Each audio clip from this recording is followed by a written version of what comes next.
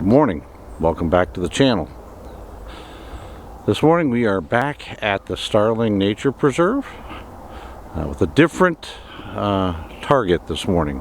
Hopefully, as you can see behind me, colors are starting to actually really kick off here. As I spoke about in my last video, here I'm getting ready here the next couple days to head off to the Great Smoky Mountain National Park.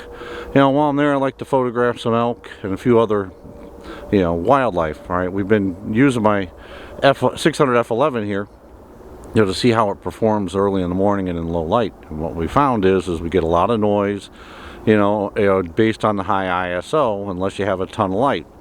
All right, so this morning, exclusively, we're going to go down, take my RF 70 to 200 2.8, hook it to the R5, and we're going to see if we can get better images using a 2.8 lens and cropping in some to get a little bit better detail.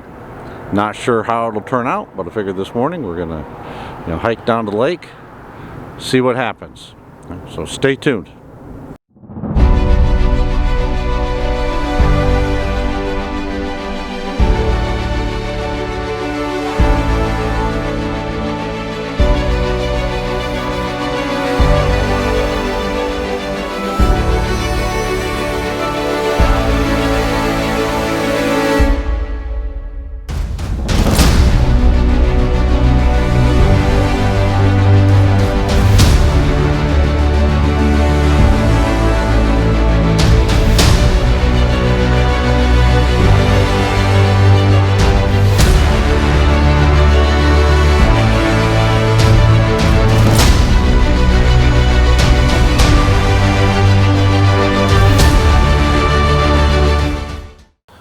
So as luck would have it this morning, seems like most of the birds are, probably a quarter of a mile or so up the lake here from where I'm at. Now that may change in a few minutes, so now they may fly down this way. They may stay down there, but I certainly don't have any access to them easily with where they're at. So we'll see if something changes. If not, this little outing this morning may end up being really just a,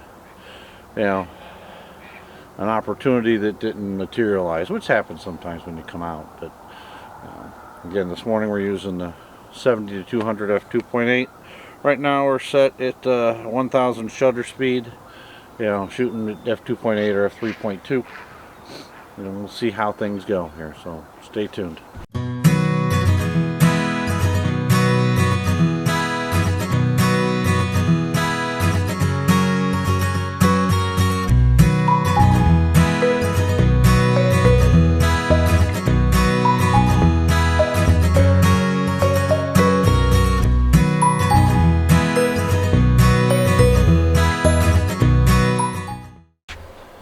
So we have gotten a little lucky.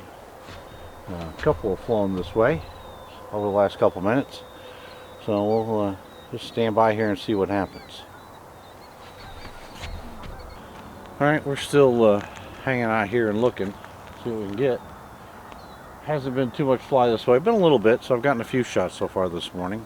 Obviously really too early, way too hard to tell, what I'm getting. If anything's focusing in well, or if anything is sharp, or how high or how bad the ISO levels are. But we're going to continue here doing this. And again, this is what you do in the morning. You just get up, get outside. Beautiful conditions.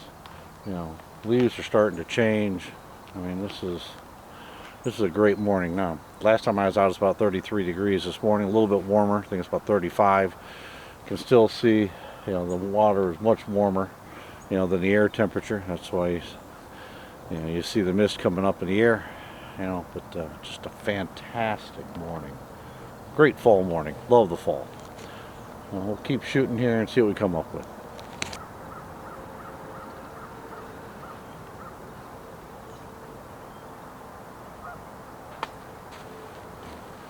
And so, one of the things that I find here, using the eye detection autofocus, on mornings like this where there's a lot around along with the birds, it seems to somewhat hunt from time to time to really lock on and find what it needs to be focusing in on, especially again with the trees and everything in the background. You know, it really seems to hunt quite a bit. You know, it makes it a little bit more difficult. But it does work, it's just you gotta be patient and work through it. And I'm sure somebody's wondering, you would say, you know, hey, there's an awful lot of ground there you don't seem to be walking on. You could get a little bit closer to where the action's at. You know, and you're right. You know, sun coming behind me kind of makes me dark, so I'm sorry about that. Should probably turn that around, but that's happens to be just where we're standing at this particular moment. But you're absolutely right, that is there, but it's all mud. All right, and I don't feel like traipsing through the mud, you know, especially just wearing some hiking shoes. I don't have any boots or anything on. I don't think it's a good idea. If you look real close, you can see where people are sinking in, so it's not necessarily the best ground to be walking on. It's very soft. And I did try it, so I do know from experience. All right, I have been looking at a couple of the images I've taken, you know, this morning, and what I can tell you is exactly what I would have expected. All right, shooting at 1/1000th of a second, just like the last time I was here.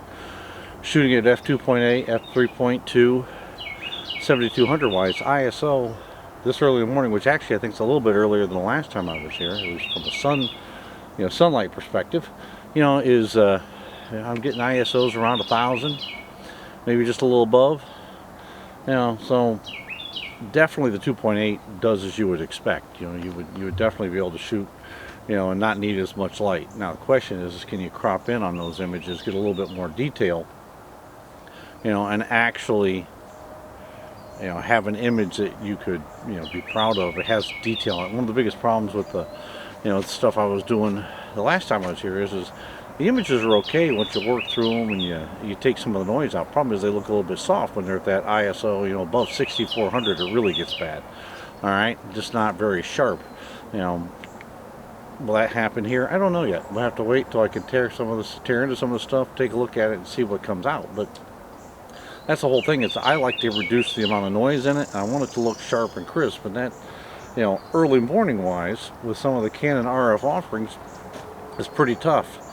You know, I've tested, you know, the 100 to 500, you know, and the 100 to 400s. You know, both of them. Now, granted, I tested them actually in the camera shop. I haven't had them in the field, but I've, you know, very easily in decent light conditions, they popped right up to 12,800 ISO. You know, they just don't have that ability, you know, to work in, you know, conditions like this morning very well without introducing, you know, a high ISO and a lot of noise. Now, granted, the R5 is pretty good, but still, that's a problem. All right, and at least in the way I like to shoot. You know, and again, I did double check. You know, the 600 F4, RF 600 F4 is $13,000. All right, they do have it at Roberts if you're interested. It is in stock, but certainly have to break the bank to be able to buy that.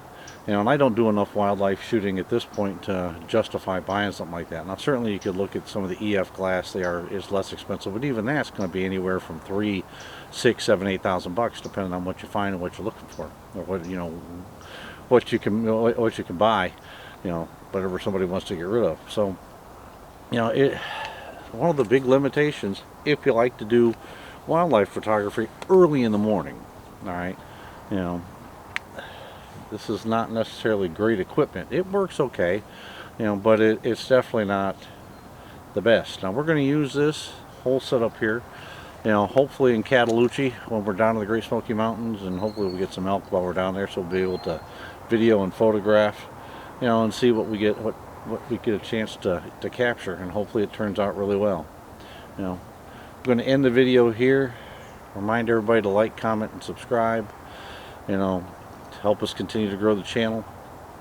Always remember to get out there and enjoy life. Enjoy a good, beautiful morning like this as the sun's coming up. You know, and until we see you again, stay safe.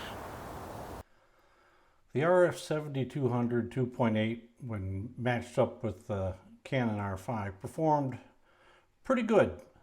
You know, taking bird images at Starling Nature Sanctuary. ISO was definitely lower, as you would expect, shooting at 2.8, 3.2. All right, ISO is really, I think the highest I saw was about 3,200. So all in all, pretty good from that standpoint in the changing light. However, you know, given the fact you're only limited to 70 to 200 or 200 at the max, on the long end, you had to crop quite a bit. When you crop quite a bit, you know, whether you're at 45 megapixels or at ISO 3200, you can introduce some noise. You could definitely see it.